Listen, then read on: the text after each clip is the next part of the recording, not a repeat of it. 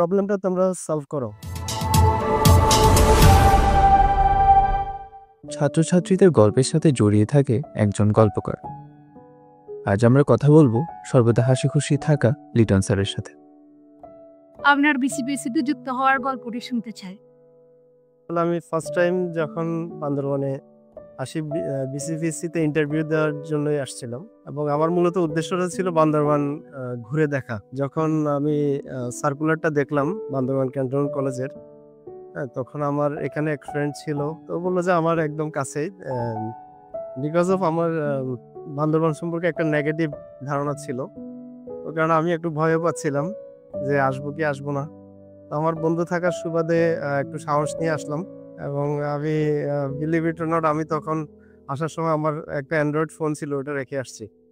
আসলে ক্যাম্পাসটা দেখেই অনেক বেশি এই ক্যাম্পাসের প্রেমে পড়ে গিয়েছিলাম। ভাবলাম এখানে যদি কিছুদিন জব করতে পারি তাহলে মনে হয় ভালো লাগবে। কারণ আমার তখন একটা রানিং জব ছিল, আমি ফেনী ফুলগাজী মহিলা কলেজে কর্মরত ছিলাম লেকচারার হিসাবে। ইন্টারভিউর পরে জয়েন করার জন্য ডাকলো, বাট পরবর্তীতে এখানে এসে ছাত্রদের এত বেশি মায়ায় জড়িয়ে গেলাম, বান্দরবান থেকে আর লিভ করার চিন্তা আসে নাই কখনো মাথায়। সত্যি বিসিবিসি স্টুডেন্টরা এবং বান্দরবান আমাকে মায়ায় বেঁধে রেখেছে। যতদিন থাকি এখানে সার্ভিস দিয়ে যাব। স্যার, আপনি অনেক বছর ধরে বিসিবিসিতে আছেন, কেমন উপভোগ করছেন?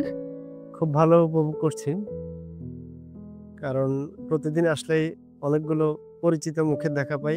তাদের আসলে জানার যে আগ্রহ, ব্যাকুলতা, ওই বিষয়টা বেশি ফিল করি। ওরা আসলেই বলে যে আজকে স্যারের ক্লাস নাই, মন খারাপ করে। আর যাদের যে সেকশনে ক্লাস আছে ওরা খুব ভালো ফিল করে আজকে স্যারের ক্লাস পাবো।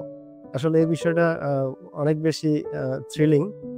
শিক্ষকতা পেশায় না আসলে আসলে এই পরম আনন্দটুকু পাওয়া যেত না। শিক্ষক ছাড়া অন্য কোনো পেশায় যাওয়ার সুযোগ থাকলে আপনি কোন পেশায় যেতেন? আসলে শিক্ষকতা পেশায় একবার এন্ট্রি নিলে বিকল্প চিন্তা মাথায় আসে না। তারপরেও ইচ্ছা ছিল একসময় যদি কখনো সায়েন্টিস্ট হিসেবে কাজ করার সুযোগ পেতাম, বিশেষ করে নাসায় কাজ করার কোনো সুযোগ পেলে হয়তো দ্বিতীয়বার চিন্তার সুযোগ ছিল। আসলে গবেষণা বিষয়টা ভালো লাগে।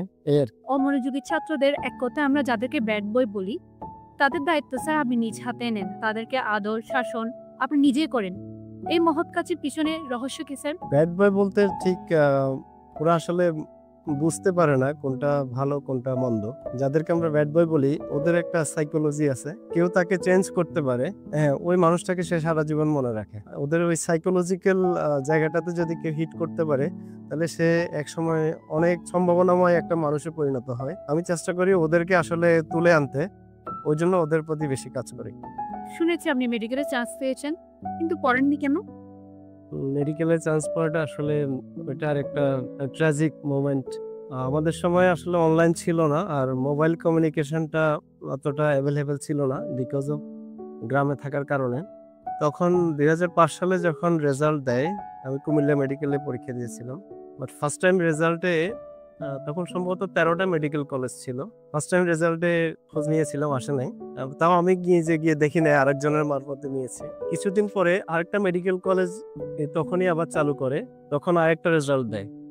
ওই রেজাল্টে আমার রোল নাম্বার ছিল, বাট সেটা আমি জানতে পারি অনেক পরে। ততদিনে অ্যাডমিশন প্রসেস কমপ্লিট হয়ে গিয়েছে। স্যার, আপনার ফিজিক্স পড়াতে কেমন লাগে? ফিজিক্স পড়াতে ভীষণ ভালো লাগে। আসলে ফিজিক্স বুঝলে খুব ইন্টারেস্টিং। আমাদের প্রতিনিয়ত প্রত্যেকটা দিন ফিজিক্সের সাথে চলাফেরা, যদি সেটা আমরা বুঝতে পারি। হাঁটার সময় প্রায় খেয়াল করি আমরা নিজের অজান্তেই হাতটাকে নড়াচড়া করি। হাতের মুভমেন্ট না থাকলে কিন্তু আমাদের হাঁটতে কষ্ট হয়। তাহলে এখানে ফিজিক্স আছে, যেটা আমরা ভাবি যে হয়তো হাত আমি এমনি নাড়াচ্ছি, কিন্তু অ্যাকচুয়ালি না। সৃষ্টিকর্তা আমাদেরকে ওইভাবেই সৃষ্টি করে দিয়েছেন যে হাতটা অটোমেটিক্যালি মুভ করবে, না হলে আমরা আমাদের বডিটাকে মুভ করাতে আমাদের জন্য কষ্ট হয়। সেন্টার অফ মাস একটা বিষয় আছে এখানে। তাই ফিজিক্স আমাদের প্রাত্যহিক জীবনের সাথে জড়িত, এই জন্য ফিজিক্স অনেক বেশি ভালো লাগে। স্যার, আপনি সবসময় ঠান্ডা মাথায় এবং হাসি খুশি থাকেন কি করে? হচ্ছে আমি হাসতে ভালোবাসি। সেকেন্ডলি হচ্ছে আসলে যারা হাসতে ভালোবাসে তারা হাসাতেও ভালোবাসে। ফিজিক্সের প্রবলেম সলভ করতে হলে ঠান্ডা মাথায় থাকতে হয়, কারণ মাথা যদি একবার গরম হয়ে যায় প্রবলেম কখনোই সলভ হয় না। ট্রিমুলিকে সময় কি করে দেন? ব্যস্ততার মাঝে আসলে সময় করে নিতে হয়। একদিন মানে ৮৬,৪০০ সেকেন্ড। আমাদের ফিজিক্সে ন্যানো সেকেন্ডও অনেক ইম্পোর্টেন্ট বিষয়। Time management is very important in our life. Sir শিক্ষক হতে চেয়েছিলেন না অন্য কিছু? শিক্ষকতা পেশাটা আসলে মহান পেশা। তখন আমার কিছু আইডল ছিল, আমার টিচার। তাদের থেকে যেকোনো ইনফরমেশন জানার যে ব্যাকুলতা ছিল আমাদের, ওই সবগুলা জিনিস আমাকে বেশি মুগ্ধ করত। তার উপরে আমার জানার আগ্রহটা একটু বেশি ছিল। অলওয়েজ কিউরিয়াস একটা মাইন্ড ছিল। যদি অন্য কোনো প্রফেশনে যাই তাহলে এটা হয়তো স্তীমিত হয়ে যাবে এক পর্যায়ে। ইন্সট্রাক্টরকে পড়াতে গেলে ওদের অনেক কিছু জানার থাকে। ওদের ওই জানাটা ফুলফিল তার জন্য আসলে টিচারকে অনেক বেশি জানতে হয় এবং করতে হয়। কিউরিওসিটি থাকে যে কেন হচ্ছে না, কেন এটা হবে না। এই কেন বিষয়টা আসলে মানুষকে অনেক কিছু শেখায়। এই কেন প্রশ্নের উত্তর খুঁজতে গেলে মানুষ অনেক কিছু শিখতে পারে।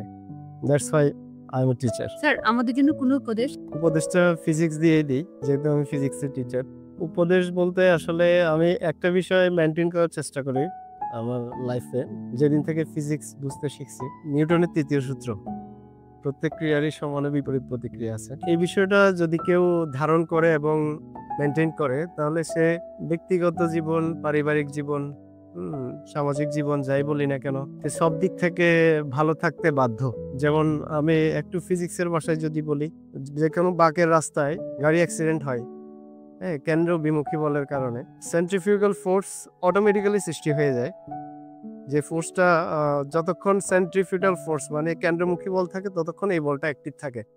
তো এই বলটা আবার যখন কেন্দ্রমুখী বল না থাকে, কেন্দ্র বিমুখী বলটা অদৃশ্য হয়ে যায়। এই জন্য এটাকে একটা অদৃশ্য বল বলে। এই অদৃশ্য বলটা আমাদের জীবনে প্রতিটি মোমেন্টে থাকে। এই অদৃশ্য বলটা আমাকে অবশ্যই পেতে হবে। That's the real. স্যার আপনার বাইকের পিছনে সবসময় আরফান স্যার থাকার রহস্যটা কি? না, দুইজন অনেক বেশি ফ্রেন্ডলি। এই জন্য সুযোগ পাইলে ওনাকে পিছনে বসিয়ে গল্প করি। নিউ বাইক কবে নিচ্ছেন? নতুন বাইক নতুন বছরে নেওয়ার ইচ্ছা আছে। তো তোমাদের সবার চাওয়ার আমন্ত্রণ রইল।